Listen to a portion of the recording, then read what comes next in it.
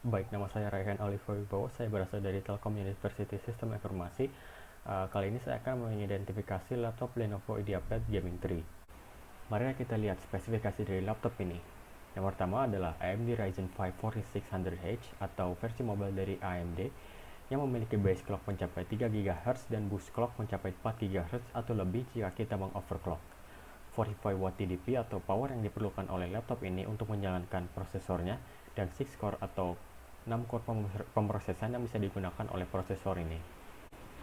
Untuk GPU kita menggunakan NVIDIA GTX 1650 Ti yang memiliki 4 GB GDDR6 Medium Memory, 128-bit memory bus, 12 nanometer processor size, 50 Watt TDP, dan DirectX 12 atau versi terakhir dari DirectX-nya yang bisa mensupport semua game terbaru yang keluar dari tahun ini.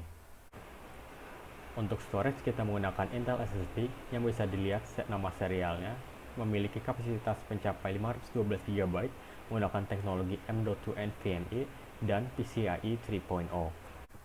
Selanjutnya adalah DirectX Diagnostic Tool atau DXD yang akan menunjukkan sistem yang penting dari komputer atau laptop Anda. Pertama-tama, current date or time atau waktu saat ini. Computer name adalah nama yang Anda masukkan ketika menggunakan komputer ini. Operating system atau sistem operasi yang digunakan saat ini. Saya menggunakan Windows 11 Home Edition. Language atau bahasa. Sistem manufacturer dan sistem model, di mana sistem manufaktur adalah manufaktur pembuatnya dan sistem model adalah serial dari laptop atau komputer yang Anda gunakan. Di sini kita ditunjukkan oleh A2AY atau nama seri dari IdeaPad Gaming 3. BIOS akan menunjukkan versi BIOS yang digunakan. Di sini saya ditunjukkan menjadi FCC N60WW.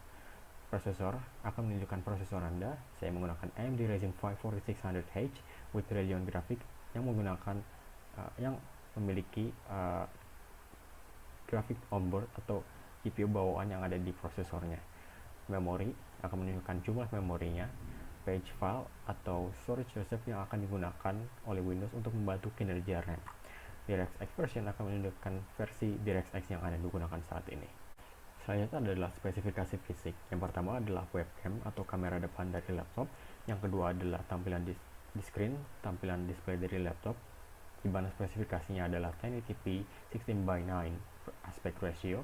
Yang ketiga adalah power button yang bisa menyalakan dan mematikan laptop, dan juga hard shutdown dengan menahan power buttonnya. 4. Keyboard untuk menginput informasi ke laptop, dan yang terakhir touchpad untuk input navigasi dari laptop. Untuk bagian kiri kita memiliki LED indikator untuk mengindikasikan baterai, power, dan sleep. Yang kedua, reset button atau emergency reset button untuk melakukan hard reset kepada laptop jika terjadi masalah. Dan yang ketiga adalah audio jack untuk menyambungkan audio ke laptop dari headphone, earphone, speaker, dan lain-lain. Yang keempat adalah USB-C atau port untuk mentransfer data dan hanya data saja. Ada tambahan di sini di mana USB-C yang ada di laptop ini hanya menggunakan USB 3.0 dibandingkan dengan Thunderbolt, di mana Thunderbolt memiliki kemampuan untuk mengoutput display melalui kabel USB-C dan power delivery yang bisa mengecas laptopnya secara langsung dengan kabel USB-C.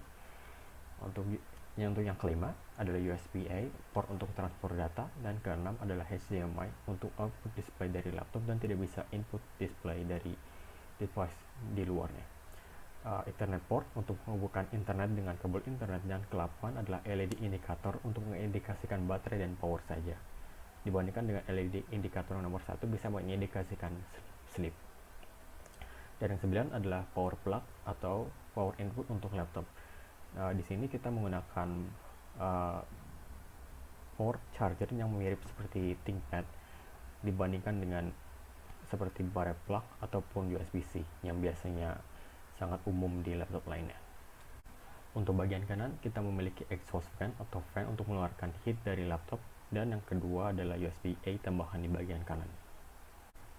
Untuk di bagian bawahnya kita memiliki intake fan atau fan untuk mengambil udara yang masuk dari laptop. Yang kedua adalah speaker untuk output suara laptop, dan yang ketiga adalah riser tambahan, di mana riser ini akan meningkatkan angle laptop dari yang sebelumnya. Untuk bagian internalnya kita memiliki motherboard atau board utama yang mengendalikan semua komponen yang ada di laptop ini. Yang kedua adalah RAM atau storage sementara untuk pemrosesan CPU. Yang ketiga adalah CPU dan GPU atau komponen utama dalam komputer ini yang menghandle proses dari komputer ini dan grafik display dari komputer ini. Yang keempat adalah Wi-Fi adapter atau adapter untuk menangkap akses internet Wi-Fi. Yang kelima adalah M.2 NVMe storage atau penyimpanan dari laptop ini. Yang keenam adalah baterai. Ketujuh adalah 2.5 SSD slot untuk storage device berukuran 2.5 inch. Dan hanya SSD dikarenakan ukuran atau closure dari laptop ini tidak bisa memuat hard disk yang berukuran 2.5 atau 3.5 inch.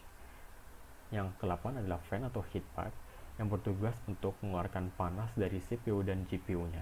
Dan yang ke-9 adalah daughter board atau board tambahan yang mengendalikan USB-A port yang ada di kanannya.